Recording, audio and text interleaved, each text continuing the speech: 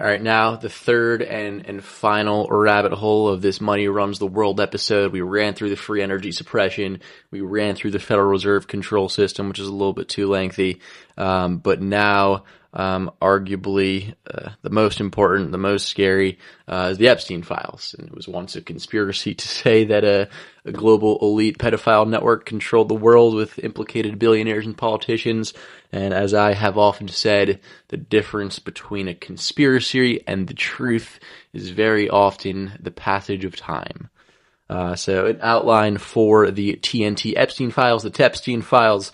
So we're going to start off with he did not kill himself and the suicide cover-up, and then his rise to prominence part 1, which includes the Barr family, and the Dalton school catalyst.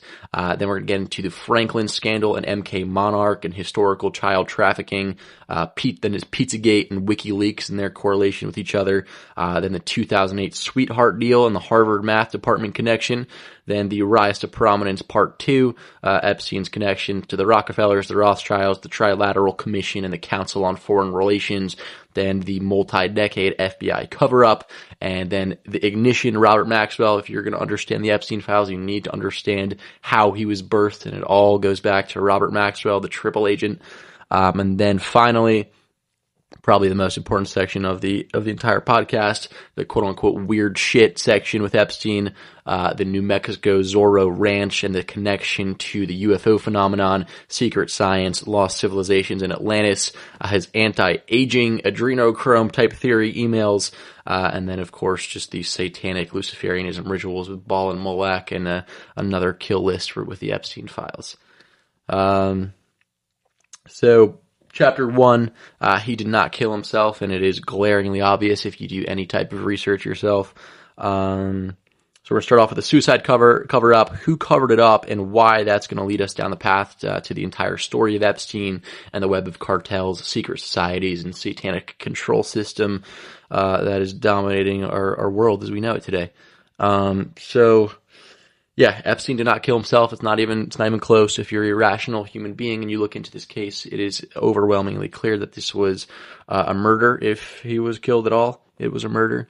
August 10, 2019, this is when the most connected pedophile in American history was found dead in his Manhattan jail cell. The official story was suicide by hanging from the top bunk using a bedsheet, which I generally don't even think Epstein is capable of killing himself with a bedsheet. I don't even think he could tie a good knot together like that. But the evidence points to the contrary. The evidence points to homicide. Okay, first we have the cameras. And if you're a rational person at all, and the cameras stop working when the most high profile suicide of all time occurs, you're going to know that it's a cover up. But so the Metropolitan Correctional Center had multiple security cameras covering the special housing unit where Epstein was held.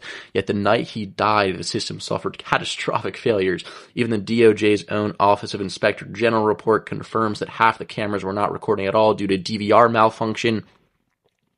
And what little footage existed had gaps, including missing critical minutes around the time of death. And so in a high-profile case like this, in one of the most secure federal facilities in the country, that is not negligence, that is not convenience, that's not coincidence, that is cover-up hiding in broad daylight. Worth noting, security staff on duty that night described weird activity. Guards were supposed to check on him every 30 minutes, and they didn't. Logs were falsified. One guard reportedly said strange things were happening on the tier. And so security stuff essentially said weird stuff was happening. A announcement linked to Officer Roberto Grijalva claimed large unauthorized vans were moving in and out, with Epstein reportedly being wheeled out in a medical transport that did not follow normal procedure. Whether that's accurate or not, it adds to the mountain of irregularities. And then there's the body itself. So worth noting, Mark Epstein, Epstein's brother, didn't buy the suicide story for a second. He hires a renowned forensic pathologist privately, Dr. Michael Baden. He was the former NYC chief medical examiner with decades of experience to observe the autopsy. Push comes to shove, you have a professional examiner who is taking an objective look at it. He says this is an obvious homicide, not even close. Points to the fact there's 3 distinct fractures in Epstein's neck. He called it extremely, extremely, extremely rare that this would have been a suicide. And despite the official NYC medical examiner still ruling it a suicide, Baden, who probably had a much higher scientific pedigree, definitely a better autopsy dude in the scientific lens, he calls it an obvious murder. So there's no clear evidence he even jumped or dropped from the bunk in a way that would cause those injuries. No matching ligature marks consistent with the sheet added in the removed suicide watch, the transferred cellmate, the sleeping guards, the broken cameras, and the picture becomes quite glaringly obvious. This was not a man who took his own life. This was a man who knew too much about too many powerful people. He had to be silenced. Epstein could have blew the whistle on a number of really powerful people to reduce his own prison sentence. And he was the fall guy for this pedo elite network. And it was probably known from the very beginning with these powerful elites that if he was ever going to go to jail, he was going to get murked. But the conspiracy isn't whether he was murdered. That's not a conspiracy. That's obvious. The conspiracy is whether he is dead at all. And I don't subscribe to the notion that Epstein's alive, but this is kind of the part that keeps people up at night. This has gained a lot of traction on social media. There's no body cam footage of the body leaving the cell. There's no independent verification chain that satisfies anyone. Some have floated the body double theory or even witness protection style extraction. Definitely sounds wild, but after everything we've seen in this case, I don't think it's crazier than the official narrative. I just don't. But whether Epstein is dead or somehow still breathing, one thing is definitely certain. The people who protected him for decades are still walking free.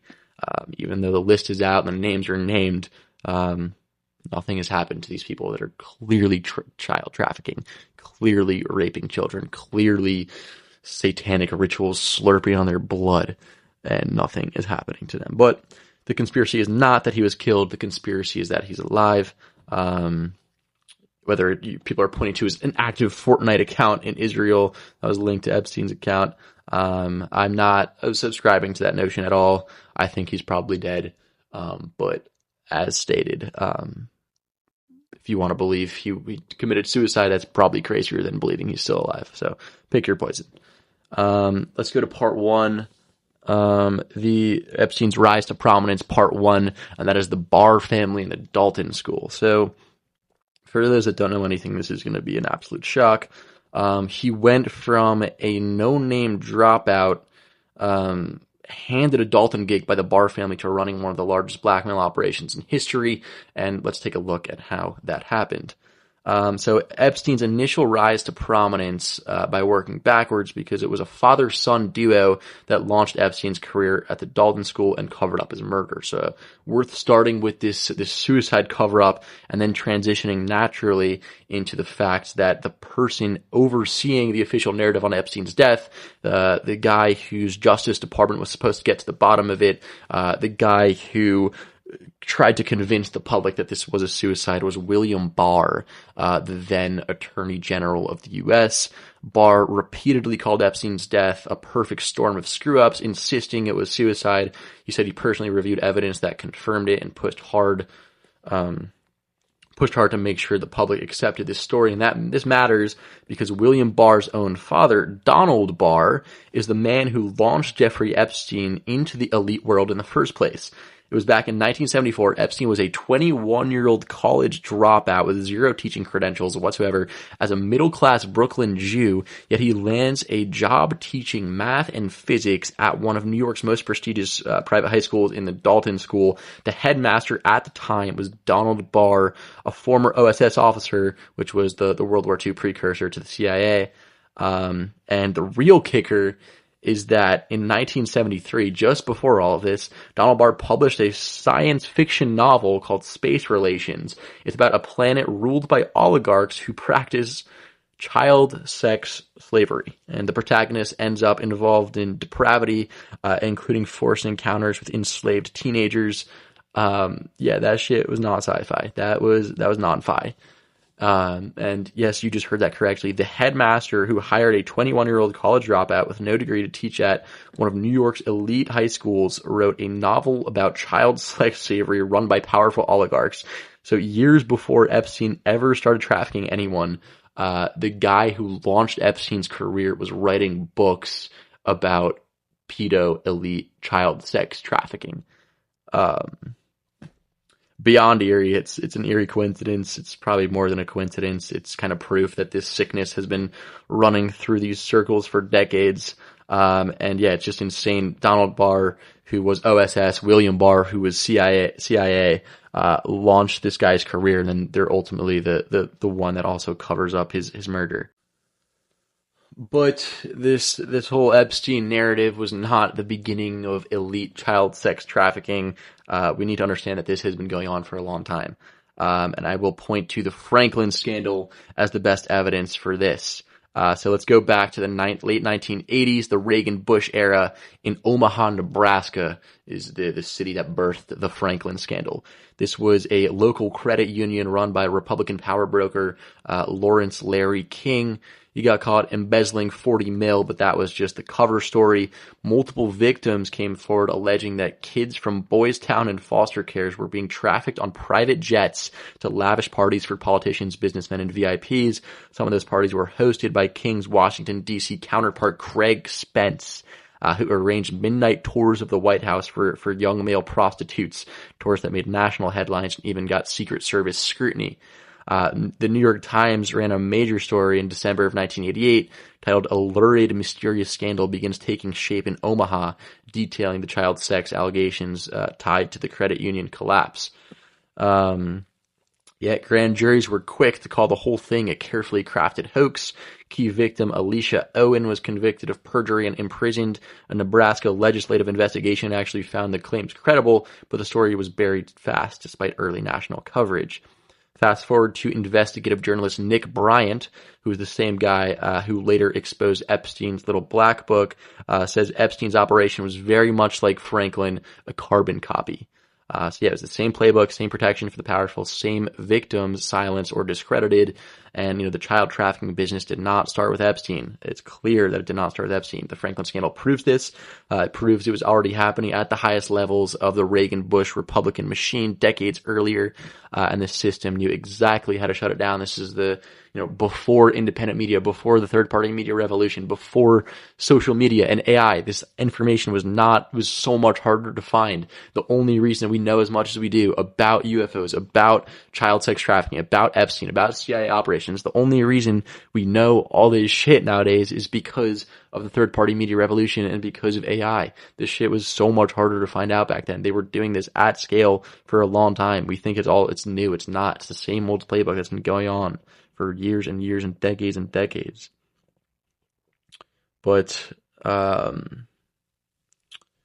the same system was still fully operational when Epstein rose to power, obviously, and some go even deeper and connects the Franklin scandal to alleged government mind control programs like MK Monarch, which is a variant of MK Ultra.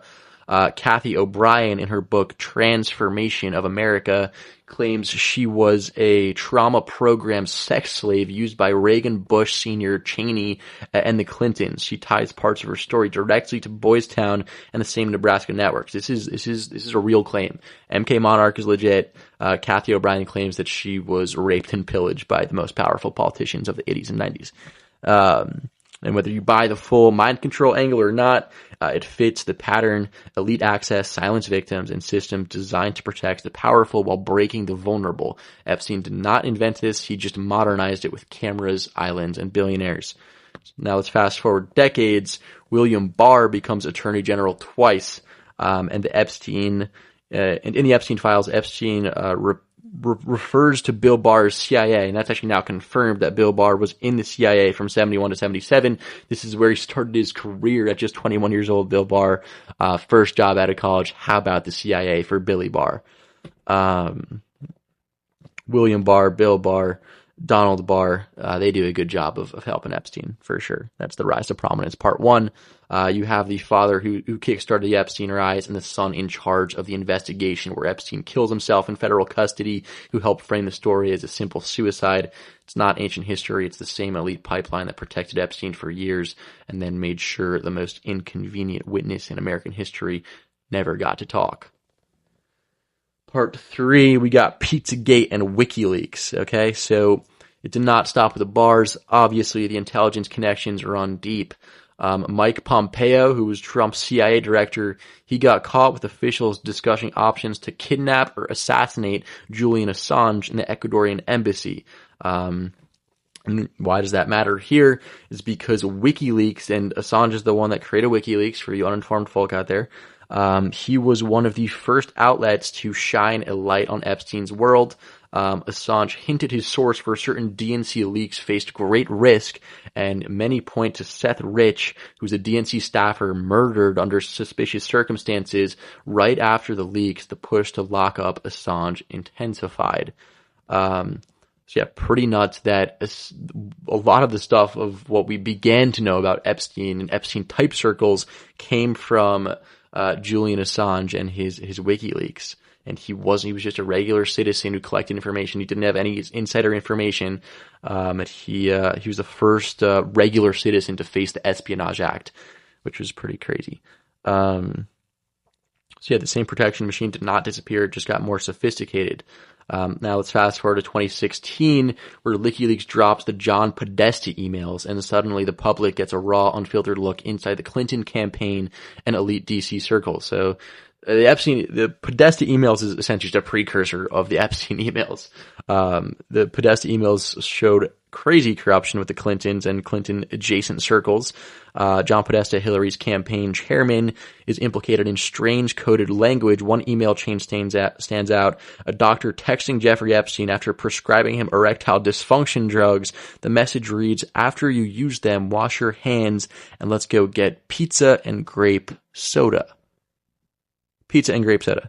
Pizza is mentioned over 800 times in the Epstein files. Pizzagate was said to be a crazy QAnon conspiracy. If you do any research, you know Pizzagate is true. And it all goes back to John Podesta. The Podesta Clinton emails is the original Epstein emails. People don't realize that. So yeah, a doctor texting Epstein after prescribing him ED drugs saying, "Let's go get some pizza and grape soda." I don't think Epstein was drinking grape soda. I don't. So this is where the Pizzagate conspiracy traces directly back to Comet Ping Pong, the DC pizza place run by James Alefantis, a politically connected insider and boyfriend of the founder of Media Matters. Media Matters was the main media outlet that debunks the whole Pizzagate story, when it was literally the boyfriend of the person who ran the pizza place. So they had an Instagram feed of this pizza place, Comet Ping Pong, full of bizarre, disturbing images involving children. Podesta emails mentioned having lunch there with high-level political figures. Why does a pizza place that is the root of Pizzagate and traces back in this verifiable lore in the Epstein story have pictures on their Instagram of kids? That's a question worth asking. And so as the story exploded online, the mainstream media launched a full smear campaign calling it a baseless conspiracy. Then a guy named Edgar Welch walks into Comet Ping Pong with an AR-15, fires shots in the back room, reportedly hitting a hard drive, and gets arrested. Shoots nobody, just shoots a hard drive, arrested. The narrative gets wrapped up as dangerous fake news. Oh, we can't be spreading these baseless conspiracy theories or else there's going to be shootings like this. It's all a ploy, it's all a plot. Is that pretty obvious? But the twist that still raises eyebrows is that the same gunman, Edgar Welch, was shot and killed by police in North Carolina just in January 2025, right before another massive batch of these Epstein-related emails dropped. But the real fuse was lit by Seth Rich, this DNC staffer murdered in suspicious botched robbery attempt in DC in 2016. WikiLeaks' Assange publicly hinted that his source for the DNC email dump feed faced great risk and pointed towards an insider leak, not a Russian hack. WikiLeaks even offered a $20,000 reward for info on Rich's death. It's pretty clear that Seth Rich was indeed Julian Assange's source for WikiLeaks. And yeah, the DC elites that are part of the Epstein circles are not going to appreciate a DNC staffer feeding information to WikiLeaks for the informal release of the Epstein files back in 2016. They're not going to appreciate it. They're not going to appreciate it. So Seth Rich is going to get unalived, is what's going to happen. So right after the leaks, the push to silence Assange intensified. Trump's CIA director Mike Pompeo plotting to murder Assange. Vault 7, which is John Greenwald, or Glenn Greenwald, I believe. His WikiLeaks massive dump of CIA hacking tools made Pompeo call WikiLeaks a non-state hostile intelligence service. That is what the CIA director is calling free speech. That is what the CIA is. The CIA thinks that free speech and transparency into the Epstein files is a hostile service. So, I guess many people believe that Russiagate was constructed in large part to cover up the true origin of those DNC emails and the Podesta dump. And so, connecting the dots thus far, Donald Barr launches Epstein into elite circles. His son Bill Barr oversees the suicide investigation and tries convincing the public to accept this official story. That's clearly a fluke. The same intelligence-adjacent system that protected elite networks in the Franklin era now works overtime to bury leaks, silence sources, and smear anyone who gets too close. This is obviously not random. This is the machine defending itself. And Epstein sat right in the middle of it with handlers like Ehud Barak, the former Israeli prime minister, deep financial ties, and a network that reaches Bill Gates, Peter Thiel, Bill Clinton, Prince Andrew, Howard Lutnick, and far, far beyond. And by far beyond, I mean Epstein was directly acquainted with the two most powerful families in the history of the world, the two families that feel dangerous just to say, but Epstein was a directly related to the Rothschilds and the Rockefellers. So speaking of that network, let's talk about the sweetheart deal that let Epstein walk basically with a slap on the wrist in 2008 in his connection to the most prestigious school on earth. Chapter 4, we have the sweetheart deal and the Harvard connection. So in 2005, Florida police are investigating Epstein for molesting dozens of underage girls. The evidence is overwhelming. Federal prosecutors get involved. Alexander Acosta, he was the U.S. attorney for Southern Florida at the time. He was in charge of this plea deal. And in just 45 minutes of negotiations, they cut the most insane plea deal in modern American history. Epstein pleads guilty to 2 minor state prostitution charges. He gets 18 months, but here's the Mickey Mouse part. He's allowed to serve it at the Palm Beach County Jail with 12 hours a day, 6 days a week of work release. So he just has to sleep in prison. That's all he has to do. And he's just sleeping in a cozy part of prison. He's not sleeping, and he doesn't do any jail time. He's clearly molesting dozens of children. He's being investigated for molesting not 1, not 2, not 3, but dozens and dozens of children, and he doesn't go to jail. Acosta's own team, the deal also grants full immunity to Epstein and every unnamed co-conspirator. There was clearly co-conspirators in play going back to the 2008 sweetheart deal, and there was complete immunity for all of these potential co-conspirators to never get named. And yeah, to call that jail is an absolute joke. So Acosta's own team later admitted they'd never seen anything like it, immunity for the target and blanket protection for everyone around him. Countless victims say they were raped and trafficked because Alexander Acosta did not have the balls to do what was right. Daily probation violations were ignored, and the girls kept getting hurt. But I don't even blame Acosta because he's probably going to get killed if he's not following these orders. But years later, when Acosta is Trump's labor secretary, he asked about the deal, and his answer is one of the most chilling lines in this entire saga. He said that he was told Epstein belonged to intelligence and to leave him alone. And yeah, Acosta has denied making that exact quote under oath, but the notion that Acosta was told to back off because of intelligence is widely circulated by many reporters like Vicky Ward and even Steve Bannon, who was also buddy-buddy with Epstein. And, just let's be honest with yourself for just 1 second. The only way in hell that this type of insane sweetheart plea deal happens is if he's connected to intelligence. Okay, you're not getting faced with charges for child trafficking and molesting dozens of girls and not walking away scot-free if you're not an intelligence asset.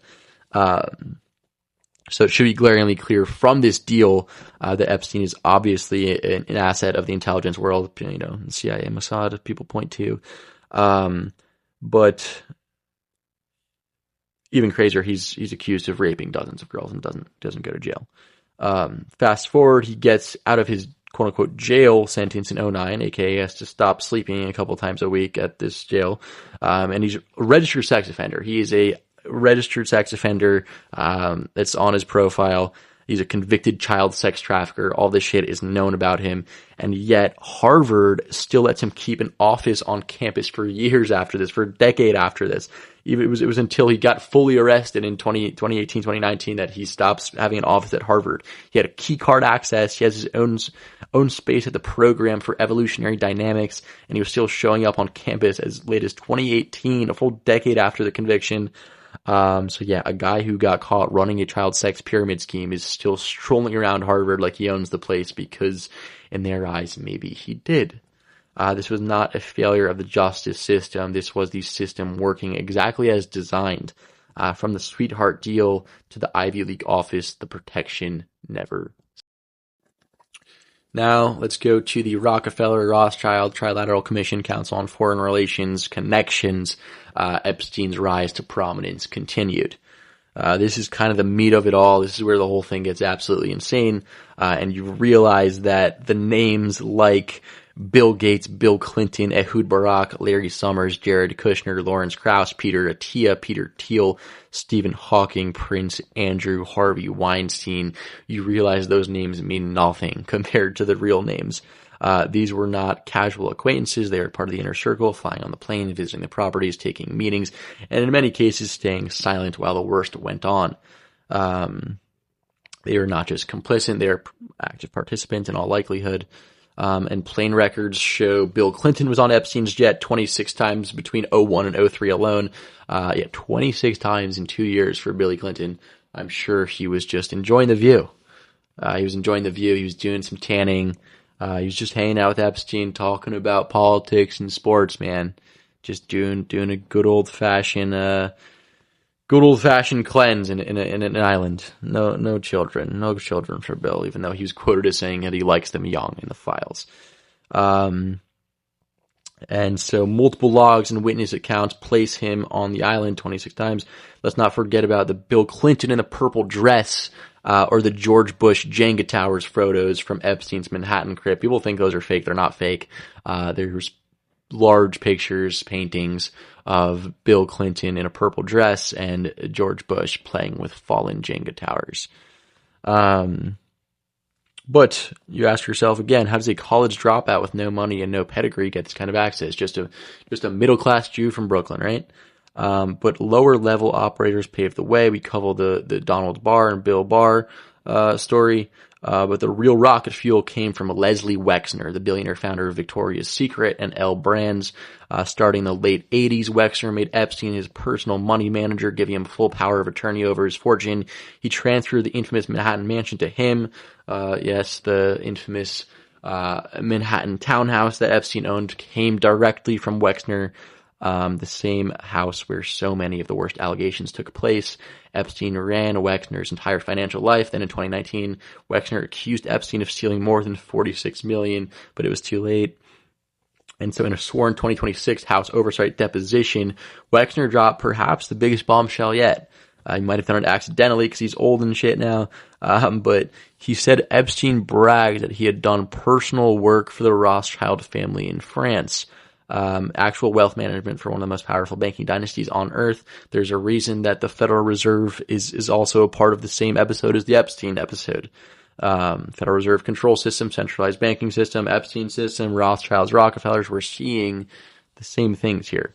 And so actual wealth management for one of the most powerful banking dynasties, the family that literally created Israel, as per the Balfour Declaration.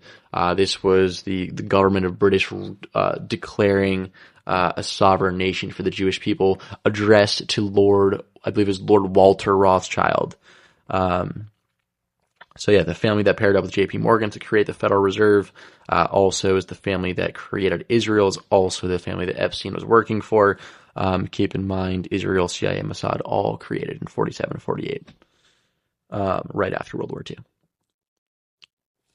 And yeah, it's crazy. You take a step back. What was World War II being fought over? What happened after World War II?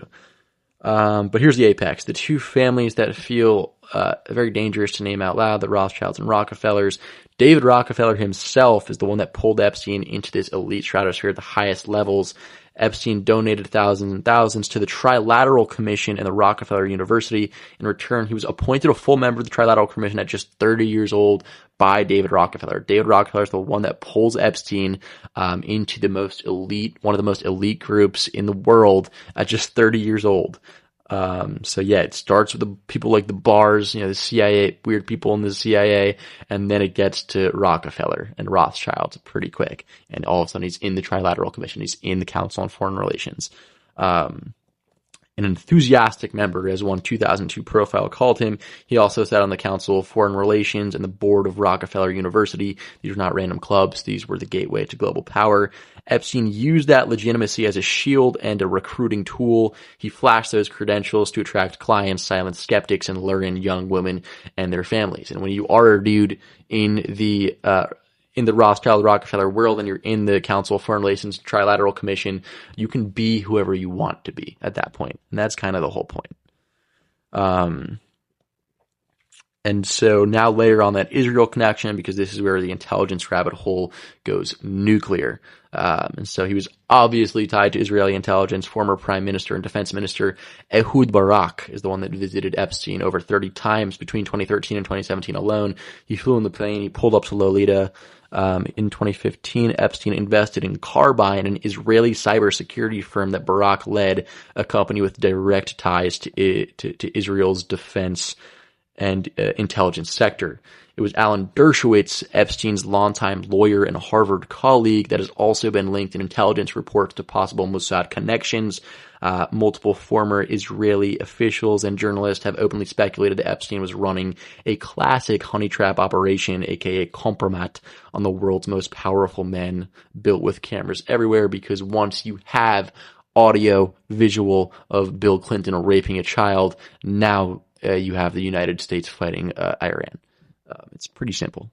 But Whitney Webb lays all of this out in One Nation Under Blackmail. Her thesis, which is playing out in real time, is simple. We are fighting wars for Israel, pouring money into endless conflicts because Israeli intelligence has dirt on our billionaires and politicians. Blackmail is the ultimate control system. Why has AIPAC gotten so powerful? Why is the United States, the supposed nation, the supposed model of democracy and freedom, why are we the ones on the offensive now? Why are we bombing Iran, who is not a threat whatsoever to anything? It's because Epstein was Mossad, and they have videos of our politicians raping children. Not just the politicians, obviously, it's the billionaires. It's these people in these societies. But the system protected its own. Just look at the recent clip of Congressman Thomas Massie ripping Pam Bondi and the DOJ for redacting his name as a full-blown co-conspirator. I believe that's referring to Leslie Wexner. And I think I get to the Thomas Massie, Miriam Adelson rivalry in a second. But this was not some rogue pervert with a private jet. This was a meticulously built blackmail and influence machine backed by the oldest possible money and the sharpest intelligence networks on the planet. And it gets even darker when you look at the money, because unsealed Feb 2026 DOJ Epstein files confirm he was a hidden benefactor who funded the early technical maintenance and development of Bitcoin, the very infrastructure that became the backbone of crypto. He poured millions into Coinbase, Blockstream, and MIT's digital currency initiative. Silk Road and dark web connections have obviously surfaced because Silk Road and the dark web is inextricably linked to Bitcoin and to Epstein. And you realize what was going on the dark web was the buying and selling of children. This is how Bitcoin is birthed. This is why the theory that Epstein started Bitcoin and he's the real Satoshi Nakamoto has gained so much traction, because we know he was involved in its early infrastructure, its early technical maintenance. We know that Bitcoin was linked to child trafficking. It's just pattern recognition. It's pattern recognition. It's not conspiracy. The guy who managed Rothschild and Rockefeller money as well was quietly bankrolling the financial system that was supposed to be decentralized and outside government control. It seems to me like this was all a big ploy to centralize cryptocurrency. Is this a coincidence or another layer of the same puppet master playbook? I don't know. It's the control system in plain sight, and we are just getting started. The next section is the multi-decade FBI cover-up of the Epstein files. This is the control system hiding in plain sight. plain sight. So let's talk about this FBI cover-up because it's where the protection racket becomes undeniable. The Bureau had foreknowledge of this going back all the way to 1996. That is correct. The FBI knew about Epstein files in 1996. 1996. Maria Farmer was the very first Epstein victim to go on record with the feds. She walked into the FBI and laid it all out. She named names. She described the trafficking. She told them exactly who was involved. Maria Farmer, if she was getting raped, she was being trafficked. She told the FBI about it. They did nothing. Farmer later sat down with Whitney Webb for a raw hours-long interview that I listened to that Tim Dillon played parts of on his show when he had Whitney Webb on. That's episode 196 on Tim Dillon. Check that one out. But in her own words, the FBI was as abusive to her as Epstein as Maxwell. One of the most known Epstein victims said that the Federal Bureau of Investigation, the agency supposed to protect Americans from being raped and trafficked, you would think, was just as abusive to her as the people who were raping her. The FBI was just as abusive as Epstein, as a Maria Farmer quote. They offered zero witness protection. When she mentioned Leslie Wexner, agents literally asked, why do you have a file on him? And they shut down. She went to local police in Ohio where Wexner lived, and they told her straight up they couldn't touch him because they worked for him. And the worst of it happened at Wexner's Ohio estate. Farmer was essentially held hostage. On her last day there, she was raped. Armed guards and sharpshooters were everywhere. She saw 5 girls coming in every single day, on slow days 3, yet only about 30 women ever came forward publicly. One of the victim's lawyers has the names of over 500 girls from Florida alone who were trafficked and simply vanished. Farmer's chilling question still hangs in the air. Where are the thousands of girls? Not hundreds, she says thousands. There's likely thousands of little children that have disappeared, gone missing. They were raped. They might have been grubbed. They might have had some blood sacrificed to Baal and Moloch, and they got dumped in the Atlantic Ocean, in that little trapdoor on his island that we've all seen.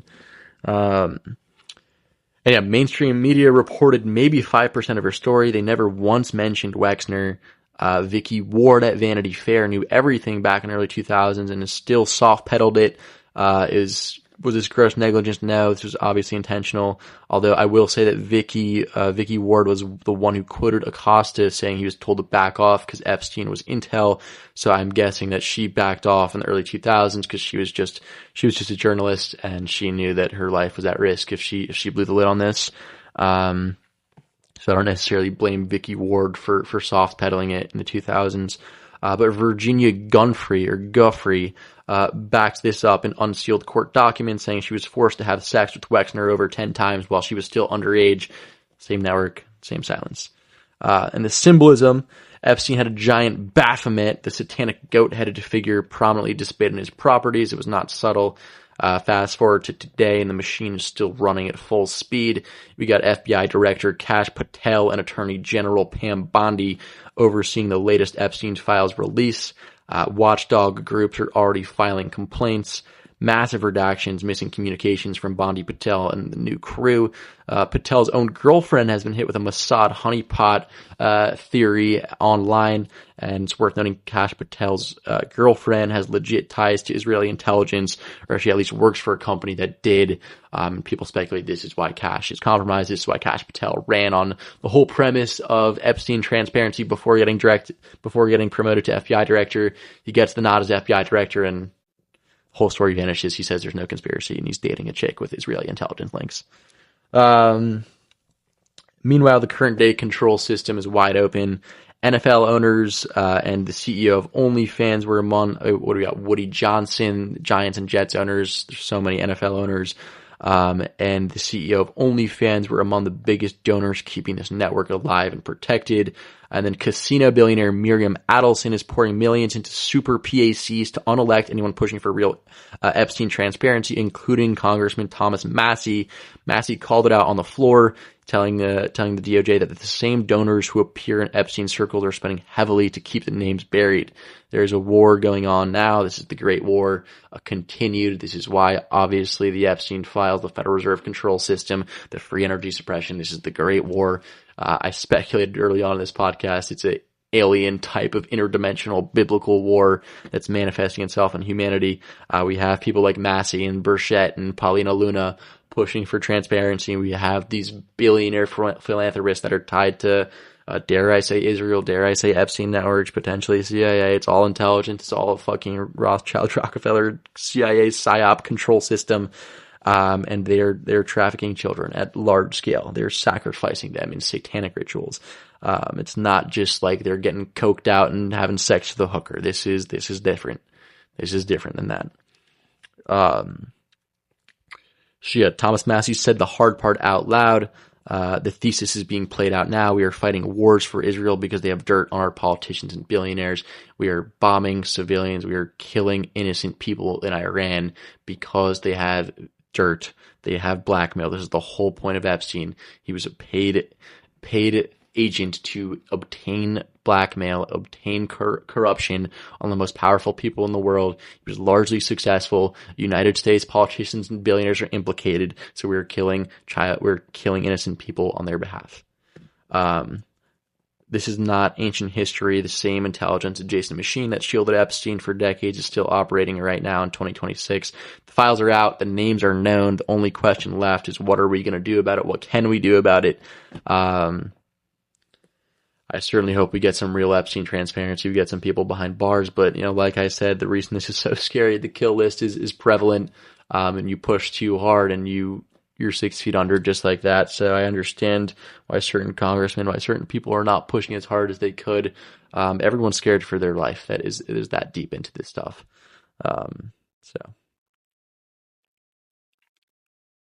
Now the next chapter of the Epstein saga goes back to Robert Maxwell, aka the ignition, because in order to truly understand how deep this goes, we have to go back to the ignition point, the man who lit the fuse, the father of Ghislaine Maxwell, Mr. Robert Maxwell. He was born by the name of Jan Ludwig Hock in Czechoslovakia. Robert Maxwell rose from a Holocaust refugee to British media tycoon, owning the Daily Mirror and building a global empire. He hobnobbed with presidents and senators, while multiple intelligence agencies, M16, KGB, and especially Mossad watched him closely. He was a triple agent for the UKAS, for Israel, and for Russia. And so the allegations against him are explosive. In the late 80s, Maxwell allegedly acted as the global salesman for a bugged version of Promise intelligence software. That's PROMIS, one of the biggest NSA type of leaks, surveillance type leaks in modern history. And he originally developed for the U.S. Department of Justice as a case management tool. It was supposedly stolen, modified with an Israeli backdoor, and then sold to governments and institutions worldwide, including top U.S. nuclear labs at Sandia and Los Alamos. And keep that fact in mind when we touch on the Zorro Ranch. Why Robert Maxwell was selling a Promise intelligence software to U.S. nuclear labs at Sandia and Los Alamos. So there's a Robert Maxwell nuclear connection that has continued with Epstein. But that backdoor reportedly gave Israel unprecedented access to classified data. The FBI investigated him for years over nuclear contacts, but never charged him. And so while Maxwell was pushing the software, freelance journalist Danny Casolaro started digging around into the Inslaw Promise scandal. He connected it to a sprawling web of 1980s scandals, the Iran-Contra affair, the October surprise, the BCCI bank, and more, which he deemed the Octopus scandal. The Octopus Murders on Netflix is the documentary. And so Casolaro believed it was all tentacles of one massive intelligence cabal. And in August 1991, just as he was closing in on a key source in West Virginia, he was found dead in his hotel bathtub with the wrists slashed more than a dozen times. Official ruling suicide, but his family and many investigators never bought it. And we'll go on a deeper dive of Casolaro and the Octopus Murders in the next section, but the timing and circumstances are extremely suspicious, and worth noting Danny Casolaro was indeed linked to this Promise scandal software that Robert Maxwell started. And so he also penetrated American education, Robert Maxwell that is. In 1989, through his company Macmillan, Maxwell struck a massive joint venture with McGraw-Hill, creating the Macmillan-McGraw-Hill School merger, and it was the largest K-12 textbook publisher in the United States. For a brief but critical period, intelligence-linked hands helped shape the history and science taught to American kids. The optics are brutal. We got to take a step back to realize how insane that is, that Robert Maxwell, the father of Ghislaine Maxwell, was the leader, the lead figure behind the publishing company that dished out the textbooks to United States children K through 12. We have Robert Maxwell, father of Ghislaine Maxwell, teaching K through 12 history in the United States of America. But we're not brainwashed, but history is not propaganda. But the winners totally don't write history. It's not, it's all a psyop. It's what? But then came the dramatic end in November 1991 when Maxwell's body was found floating in the Atlantic near his luxury yacht, nicknamed the Lady Ghislaine, who was his favorite child. And the official ruling was an accidental drowning, but many, including Ghislaine herself, including me, myself, believe he was murdered by Mossad after he tried to blackmail them over financial troubles and pension fund theft. Probably goes a lot deeper than that, but I don't think Robbie Maxwell, the key triple agent figure behind the beginning of the Epstein files, decided to go for a late night swim and never come back. So Ghislaine said it was Mossad. Said despite the scandal, Israel gave him a hero's state funeral on the Mount of Olives in Jerusalem. Prime Minister Yitzhak Shamir and President Chaim Herzog attended it. Shamir reportedly said Maxwell had done more for Israel today than can be said.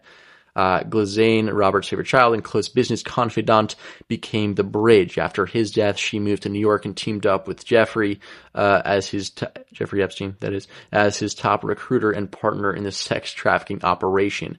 Court documents and survivor testimony confirm she groomed and trafficked underage girls. She held 5 passports. Ghislaine Maxwell had passports for the U.S., Israel, France, Britain, and one more. The hallmark of a full-spectrum intelligence asset. You don't just have 5 passports to 5 different countries if you are not a multi-intel asset for multiple countries. I speculate that Ghislaine, just like her father, was a triple, maybe quad, and maybe quadruple agent. I don't know what the word for 5 is. Cinquent agent. The hallmark of Ghislaine openly said she believes her father was killed by Mossad and remained fiercely loyal to Israel over the U.S. So yes, Ghislaine was all in on Israel over the U.S. So this is the family pattern: elite access, media and publishing control for narrative shipping, intelligence ops for leverage, and blackmail potential turned into an operational machine. Robert is the one that built the infrastructure. Ghislaine and Epstein simply modernized it. Cameras, billionaires, compromat on a global scale. The Maxwell-Epstein operation was not born in a vacuum. It was the next generation of the same pedo elite intelligence adjacent playbook we've seen from the Franklin scandal and MK Monarch. So from Robert Maxwell's promised backdoors and textbook deals to his daughter running the recruitment for Epstein's blackmail empire, the thread is crystal clear. Robert Maxwell, everyone, the ignition. And now the final chapter of your Money Runs the World episode, perhaps the most daunting chapter of all. The quote-unquote weird shit chapter in the Epstein files, the New Mexico ranch, the connection to the UFO phenomenon, secret science, and Atlantis, the anti-aging emails, and the satanic Luciferianism rituals, including Baal and Moloch. So after everything we've uncovered so far, the intelligence pipelines, the blackmail machine, the elite protection racket, there's still a layer that feels completely unhinged, and this is the part that most people skip because once you see it, you can't unsee it. This is the truly weird shit. So Ghislaine Maxwell was obsessed with Atlantis. Everyone that looks into the Epstein files knows this. They're all about fringe science. They're all about lost civilizations. She talked about it constantly. She collected the hair of her Nordic-looking servants, literally had them cut and saved their hair. She was seen picking the hair on pillows, taking their hair from her tall Nordic servants, because she believed it held some ancient genetic key. She was not running just a trafficking ring. She was chasing something darker, something older. And this goes back to like Jason Giorgiani type claims that there's Nordic type of aliens, that they're the center of this Nordic control system, that like, Nordic aliens run the government. And Ghislaine was known to be taking DNA from Nordic servants. Pretty weird. Now let's go to Zorro Ranch in New Mexico. Epstein's massive 10,000 acre compound. 10,000. Jesus H. It sits dead center in what researchers call the nuclear corridor, which is 55 miles from Los Alamos National Lab. That's the heart and the catalyst of nuclear energy research, where their Manhattan Project was physically birthed after being mentally birthed at Bohemian Grove. 45 miles from Sandia National Labs, and we checked out that Maxwell connection, which I didn't even realize before researching for this podcast. And then 45 miles from Kirtland Air Force Base as well. This is the nuclear corridor where Epstein's Zorro Ranch lies. And these are the birthplaces of the atomic bomb, nuclear weapons research and development, and the Air Force's space vehicles dictoriate. Epstein hosted annual physicist retreats there and flew in top scientists from those exact labs on his private planes. He was obsessed with anti-gravity and electrogravitics and the work of Townsend Brown. Former staff described a surveillance system that rivaled the military black sites. The ranch had a 4,400-foot runway and comms equipment that let VIPs come and go completely off-grid. Yeah, he had his own airplane runway at the ranch. It was a 10,000-acre compound. You think shakeout weird in Manhattan townhouse? Think about what was going on in the New Mexico ranch. And hosting gravity conferences, getting the best theoretical physicists in the world to pull up to the nuclear corridor on an annual basis. What is happening in New Mexico? The closest documented event in the Confronting Gravity workshop held in March 2006 in the U.S. Virgin Islands, primarily on St. Thomas, with a side trip to Epstein's private island, Little St. James.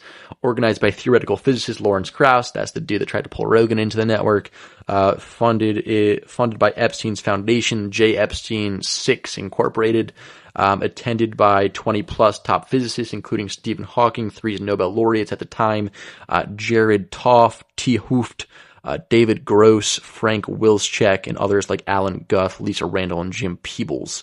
The focus was on fundamental questions of gravity, cosmology, quantum gravity, the cosmological constant, dark energy-related topics.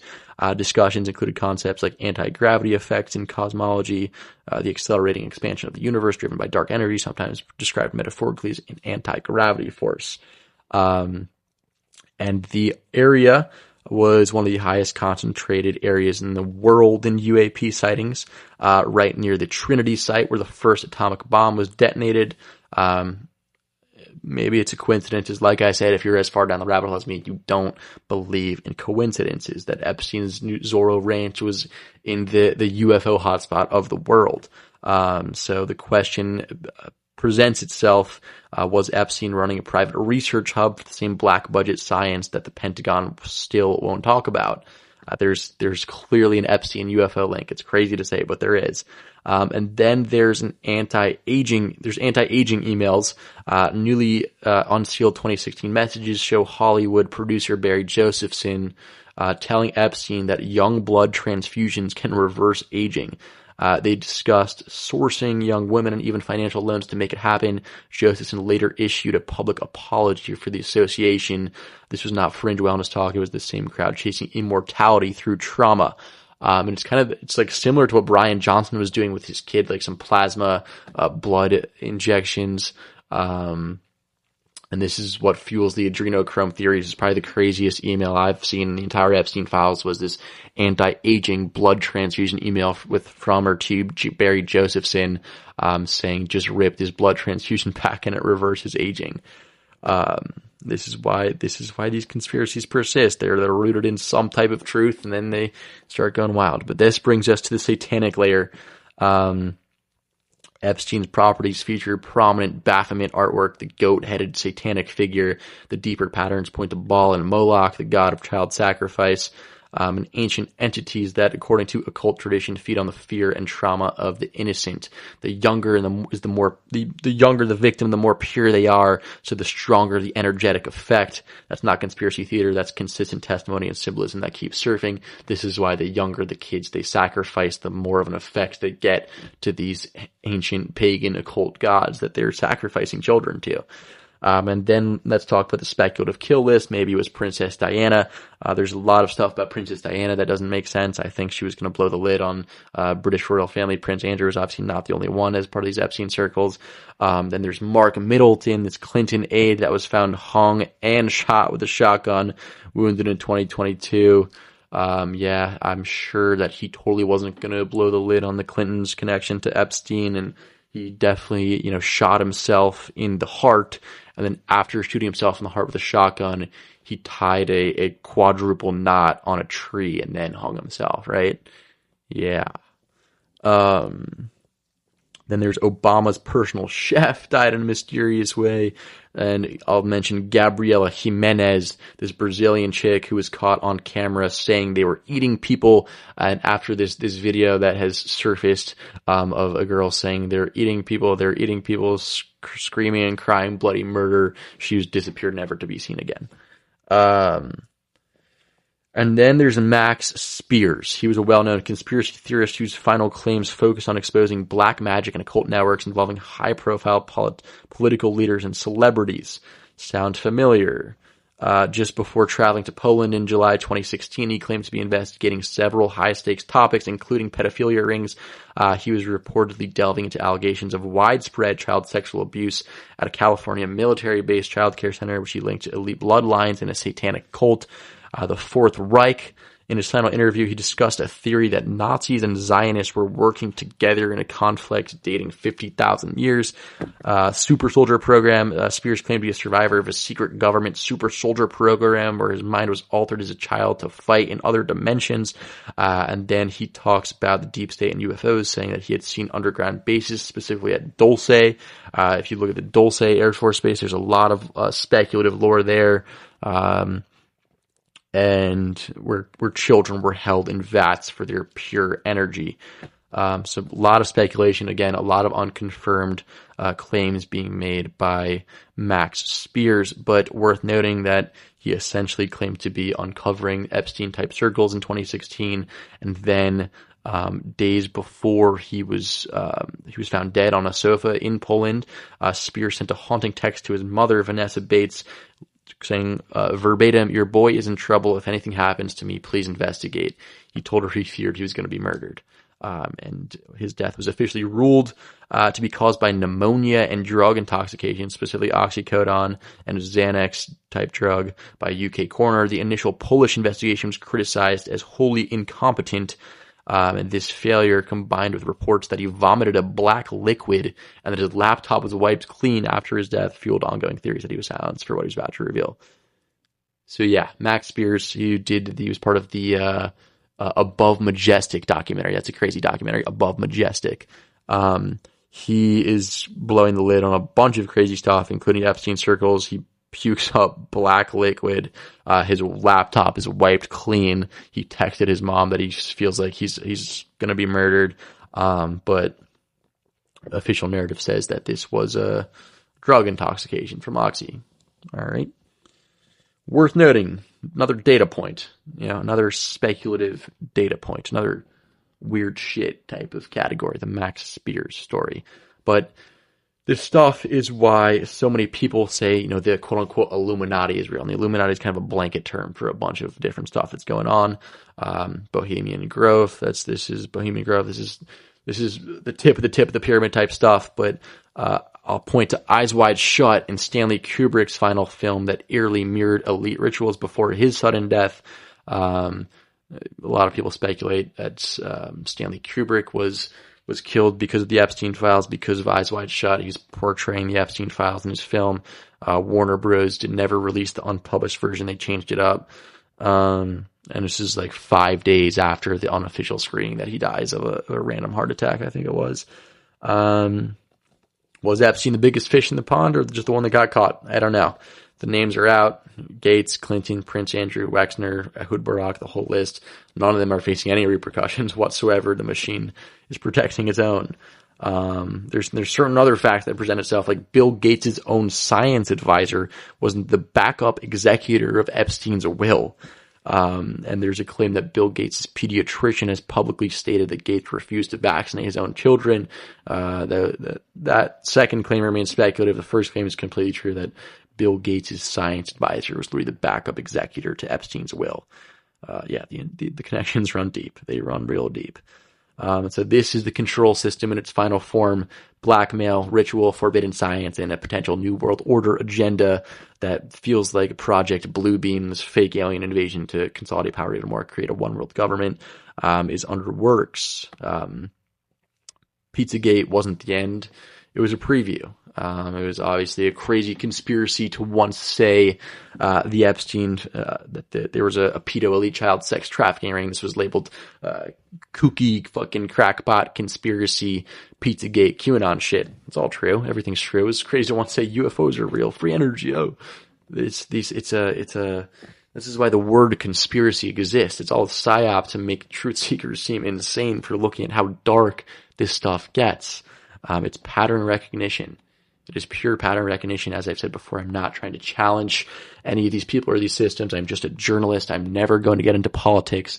I just want to be a podcaster, just want to be a First Amendment guy.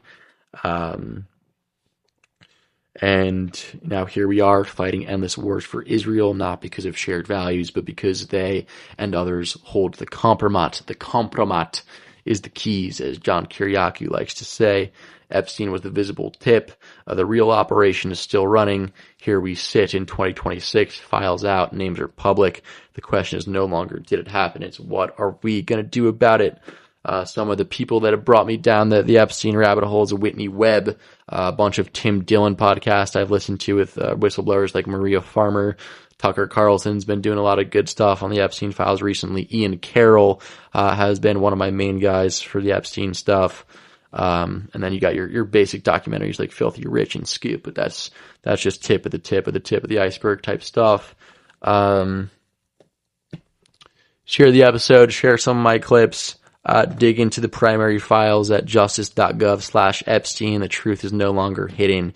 It's just waiting for enough people to stop looking away. This was the TNT Epstein files, the Tepstein files. I'm your host, Matthew Tepedino, and I'll see you in the Money Runs the World Part 2 section. Cheers.